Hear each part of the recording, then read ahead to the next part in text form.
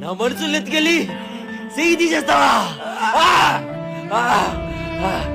విష్ణు నా ప్రాణురా, నా తమ్ముళ్ళు ఎవరేమో లండేళ్ళు తట్టుకోలేరురా.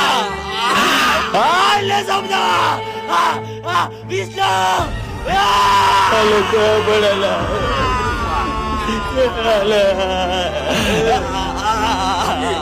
ఇప్పుడు నువ్వు కోపంలో ఏం తప్పు చేసినా అది మన ఫ్యామిలీకే ప్రమాదం శివ. నా కోసం కాకపోయినా నా కడుపులో పెరుగుతున్న మన బిడ్డ కోసం ఆలోచించు శివ.